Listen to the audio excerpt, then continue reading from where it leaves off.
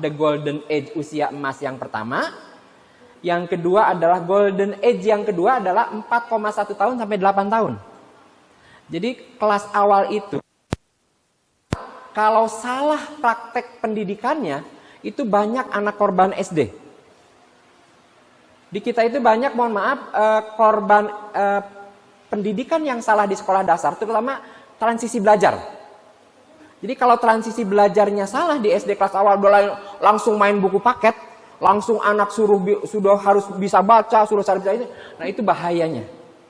Maka harusnya SD kelas awal itu menggunakan pendekatan anak usia dini, belum schooling, belum persekolahan. Jadi, dan memang tidak boleh, negara itu sudah membuat peraturan, tugas utama membaca, menulis, dan berhitung SD kelas awal, bukan di PAUD. Makanya ibu-ibu PAUD tidak boleh ngegenjot anak, ngedrill anak dengan ini. Nah, Pak, tapi kan buku paketnya sudah harus begitu. Dah, siapa suruh SD itu orientasinya pada buku paket? Harusnya pada kurikulum yang ditetapkan oleh pemerintah. Ya. Nah, kurikulum ditetapkan pemerintah, coba buka. Mau yang KTSP, mau yang 2013, mau yang CPL-nya yang sekarang, kayak Merdeka, itu tidak ada kelas 1 itu harus sudah bisa membaca, menulis, dan berhitung. Saya jamin, saya sudah bongkar.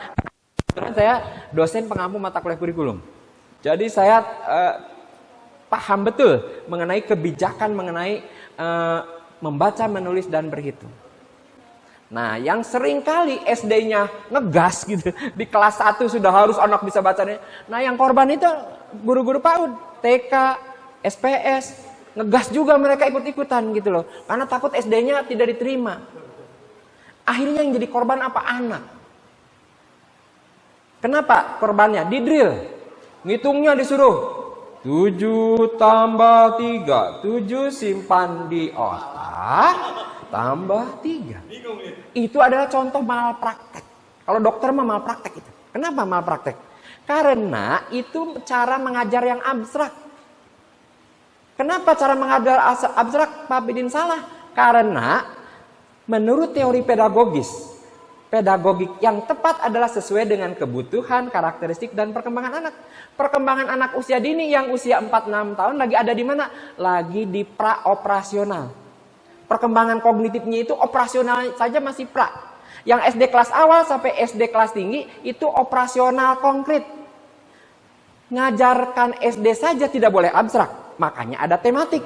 Kenapa tematik? Karena tema itu membumikan materi pelajaran supaya hidup dalam kehidupan yang nyata. Kontekstual. Ada konteksnya. Coba ibu-ibu, ingat nggak? Dulu, masih ingat? Rumus Pitagoras. C kuadrat sama dengan A kuadrat ditambah B kuadrat. Apa rumusnya begitu ditanya? Untuk apa dan ada di mana Pitagoras? Bingung. Kenapa? Karena gurunya ngejar materi yang tidak kontekstual. Jadi begitu ditanya ada di mana dan untuk apa tumbuhan Pitagoras? Ada di mana dan untuk apa kita mempelajari tumbuhan monokotil dan dikotil? Lost. Anak belajar hanya learning how to know. Hanya sekedar nempel sebentar, dikeluarkan saat ulangan, sudah begitu hilang.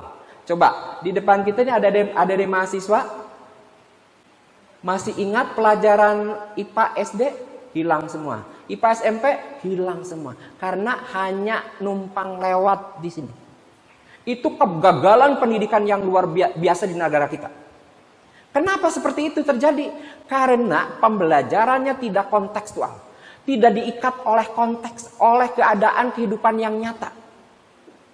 Jadi kurikulum itu menurut John Dewey itu harusnya sesuai dengan keadaan lingkungan, kehidupan anak.